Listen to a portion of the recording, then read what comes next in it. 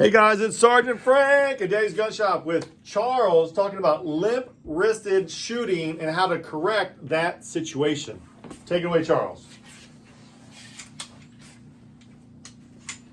Limp-wristed shooting happens with a semi-automatic. And what it is you're not making a good contact with the grip. You'll get double feeds and a couple other different things that will just mess you up. I'll try to explain what's going to happen. Come here, Frank. He's over there looking at weapons. No, we're going to put him to work. Boom! Or you should say boom in the gun shop. Yeah, probably not. Probably right? should say not in the gun shop and not in the airport. Yeah. All right. What happens is when Frank pulls the trigger, the bottom has to stay stationary and the top works against it. So he goes back and it'll come back forward. And this will happen so fast you won't even, you visually you have to put it in slow motion. If he does not have a good grip on the weapon, then what happens is the top can't work against the bottom. You see, they slide independently of each other. It is corrected with a good grip. I'm going to use Frank again. He's a Coast Guard guy, so I'm going to talk really slow. With a weapon in your hand, you want to keep your finger here, high, out of the way of the bang lever. Don't want to be near the bang lever. Bring your other hand up. Get a good grip around. Now, you don't want to ever put your finger up here in the front. The reason is, as you pull the trigger, this finger will move. For some reason, they tend to move together. You don't want that. So take it out of the equation and put it underneath. It'll slightly move. Trust me. Slightly. It's enough to pull the front out. You're not shooting a weapon. I can do this too, you know. But anyway, well, I've got some customers in the store and they're gonna. It's proven. Anyway. You're an idiot. You're an idiot. This is the handle of the weapon. You can see it. He's well covered. Put the weapon out in front of you. As this round goes off through the arm, all the way back into the shoulder, there's a shock transmitted. Now it's light. Come on, you're not gonna fall down. You're not gonna break your neck. You're not gonna throw up blood. It'll move back and forth like that. Here's what I've seen people do. I've done this once. New guy out on the range, and I did this once. Right? See my thumb?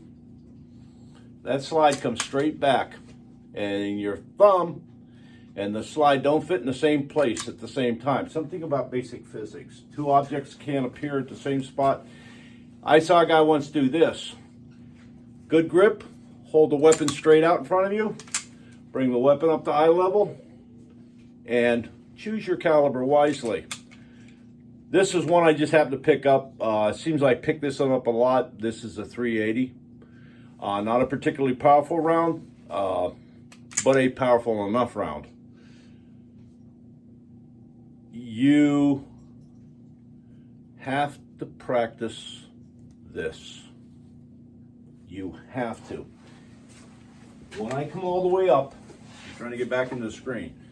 When I come out of my holster, you marry up here, make your joint here, and it comes straight out. Allowing a solid base straight back to my shoulder for the top to work against. And a 380 is pretty nice. There's not much recoil. It doesn't tend to run. Now you start talking about a 45 Colt or something like that, you're going to have a little more recoil. You get into the big Magnum revolvers.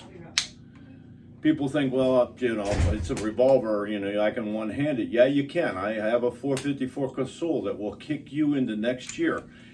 It kicked so bad it factory reset me once. Whoa. That's kicking, but you let it go up. And I tend to let it go like this. When it guns, the weapon is gonna kick. You can't stop it. But that's a revolver. I let it come up like this and it ends up right about here. And come back for my next shot. And the reason I do that is I can still see my target. There's a good idea, huh?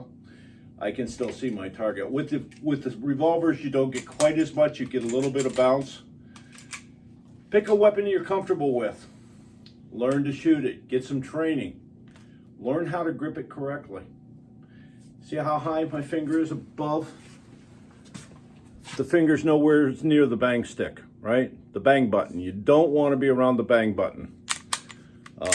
Bad things happen when you touch the bang button and you're not ready to, because that round goes wherever it happens to be pointed. And I wouldn't want anybody to shoot Frank. Neither does Frank. No, Frank's not a big fan of it. Get some training. It costs some bucks. Yes, it does. It's time well spent. It's worth it every time. It's worth it. If you want to view one of the guys that I happen to really enjoy is Thunder Ranch on YouTube. Stop over and see Clint. He's funny. I like dry sense of humor. That's just me. I very much Funnier like, than you, Charles? man, the guy is great. He can go over. He'll go over a few things there, but he goes over the psychology of a gunfight, and there's no way to train yourself with that. It's just something you just don't ever want to be involved in. But hopefully that'll answer your question. Your grip will keep that from happening. If you're standing there and you're not holding onto the weapon well, and the back moves with the front, you're going to end up with a smoke.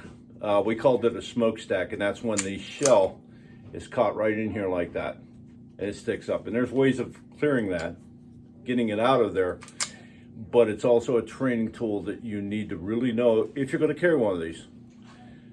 If you do, pick a good one, pick one you're comfortable with, pick something that you like. I hope this helps. There's no reason not to have a semi-automatic, but training is everything.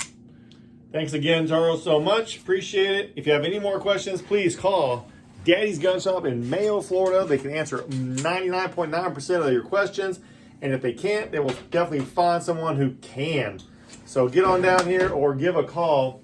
And if you're looking for a particular model, weapon, they can help you with that as well. So thank you very much for joining us today. See you guys out there. Shoot safe.